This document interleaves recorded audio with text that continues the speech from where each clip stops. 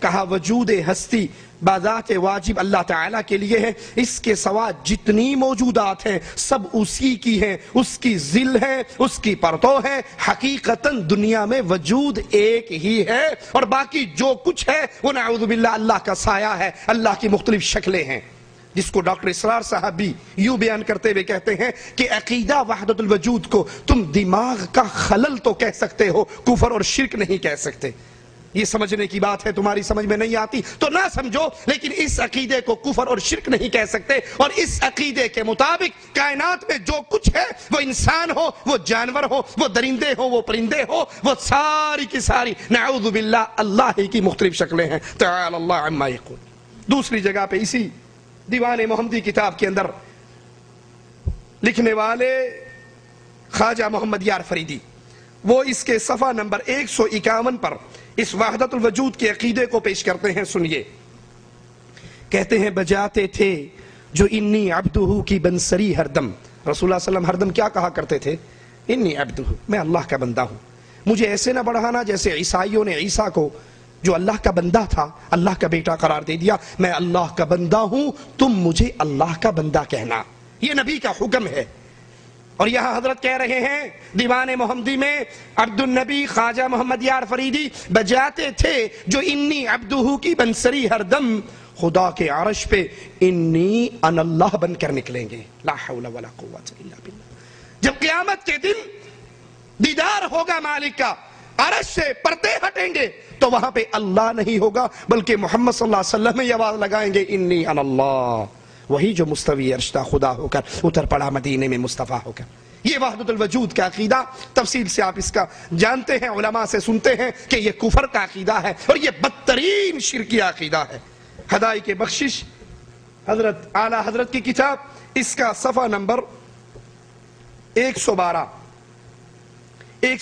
پر بھی اسی عقیدے کو بیان کرتے ہیں حضرت، وحدت الوجود کے عقیدے کو، اور اس کی دعوت عام کرتے ہیں اپنے سب لوگوں کے سامنے۔ کہتے ہیں اٹھا دو پردہ، نبی سے مخاطب ہیں، نعت لکھی ہے، لکھنے والے احمد رضا بریلوی، رضوی کتاب گھر، جامع مسجد دہلی مٹیا محل۔ اٹھا دو پردہ دکھا دو جلوہ، اٹھا دو پردہ دکھا دو چہرہ کہ نور باری حجاب میں ہے۔ اے اللہ کے نبی صلی اللہ علیہ وسلم اپنے چہرے کا پردہ ہٹا دیجئے، آپ اس دنیا میں اللہ کا نور بن کر آئے ہیں اور اللہ کے نور نے آپ کی صورت میں صرف ایک چادر پہن رکھی ہے، ایک چولا پہن رکھا ہے۔ بیٹے دی گال نہ کرمائی مینو الف دی سمجھ نہیں آئی، میم دا برخا پا کے احد احمد دے وچ اتر آئی۔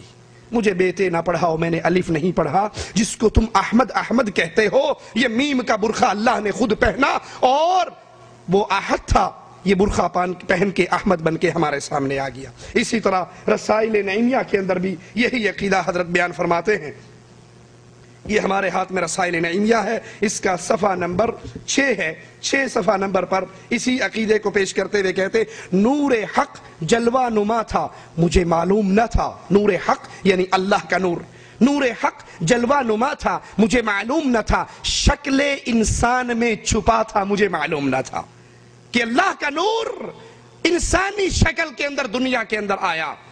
مجھے معلوم نہ تھا، چاند اشارے سے پھٹا، حکم سے سورج لوٹا، مظہر ذات خدا تھا مجھے معلوم نہ تھا کہ محمد صلی اللہ علیہ وسلم اللہ کے مظہر کی صورت میں اس دنیا پہ آئے۔ یہ وحدت الوجود کا عقیدہ ہے جو علماء بریلی کا عقیدہ ہے اور ڈنکے کی چوٹ پر وہ اپنی کتابوں میں لکھتے ہیں۔ اب اہل توحید اکثریت ان علماء بریلی کے عقائد کو جانتی ہے اور کتراتی ہے کہ ان کے پیچھے نماز پڑھی جائے،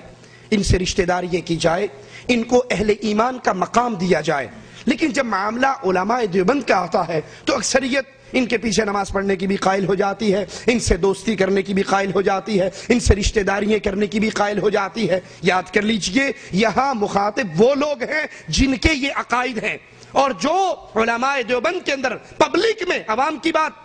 علماء کی بات الگ ہے جن کے یہ عقائد ہے اور عوام کی بات الگ ہے۔ عوام میں اگر کوئی ان عقائد سے برات کا اظہار کرتا ہے وہ اہل ایمان بھی ہے اور ہمارا بھائی بھی ہے، لیکن جو ان عقائد پہ ڈٹا رہتا ہے تو پھر اللہ کی توحید کی غیرت یہ ہے کہ ہم اس سے برات کریں۔ یہ شمائم امدادیہ امداد اللہ مہاجر مکی صاحب کی کتاب ہمارے ہاتھ میں ہے، علماء دیوبند کے سب سے بڑے بزرگ ہیں، اس کا صفحہ نمبر 32 ہے۔ 32 نمبر صفحہ پر امداد اللہ مہاجر مکی صاحب بیان فرماتے ہیں وحدت الوجود کے عقیدے کو کہ مسئلہ وحدت الوجود حق ہے، صحیح ہے، اس میں کوئی شک اور شبہ نہیں ہے۔ وحدت الوجود کا یہ عقیدہ، جس عقیدے کی تفصیل بیان کرتے ہوئے اشرف علی تھانوی صاحب اپنی کتاب کے اندر بیان کرتے ہیں، ایک ہمارے صوفی صاحب کے پاس، ایک مواحد کے پاس ایک شخص آیا اور آ کر کہنے لگا، حضرت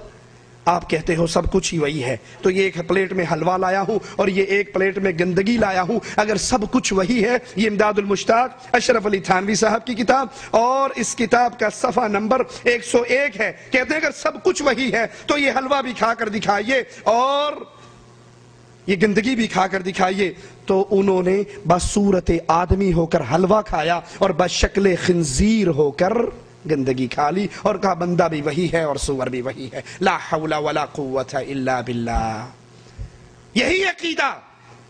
امداد اللہ مہاجر مکی صاحب بیان کرتے ہیں، اور یہی عقیدہ مولانا ذکریہ صاحب فضائل درود صفحہ نمبر 133 ہے، اس صفحہ نمبر 133 پر فضائل درود کے حضرت ذکریہ صاحب بیان کرتے ہوئے فرماتے ہیں، ذرا غور کیجئے، رہا جمال پہ تیرے،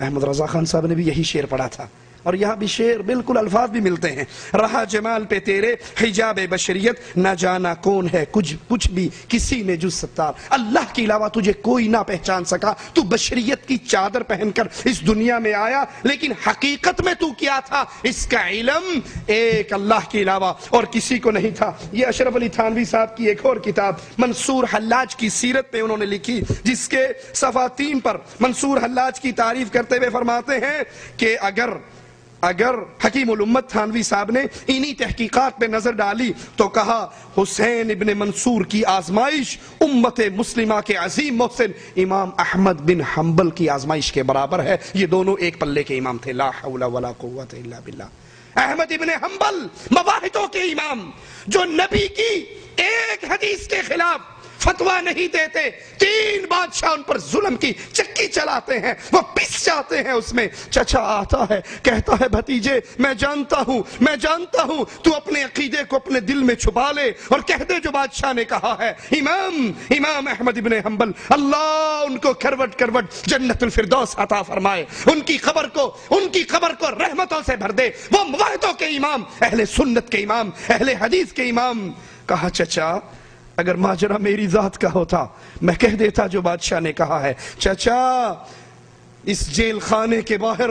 ساری دنیا اسی انتظار میں ہے، جو احمد کی زبان سے نکلے گا وہ محمد کا فرمان ہوگا صلی اللہ علیہ وسلم۔ میں اپنی جان بچانے کے لیے نبی کی حدیث کے خلاف فتویٰ کیسے دے دوں؟ یہ مار کے میرے جسم سے گوشت اور ہڈی الگ کر سکتے ہیں، لیکن احمد کی زبان سے فرمان محمد کے خلاف فتویٰ نہیں نکلوا سکتے۔ یہ احمد ابن حنبل اور یہ منصور حلاج، جس زندیق نے کہا تھا انا الحق، میں اللہ ہوں، لا حول ولا قوت الا باللہ، میرے اندر اللہ حلول کر چکا ہے۔ اشرف علی تھانوی صاحب ان دونوں کو کہتے ہیں، یہ دونوں ایک ہی پائے کے آدمی تھے، ان دونوں کا مقام برابر تھا، اور اسی کی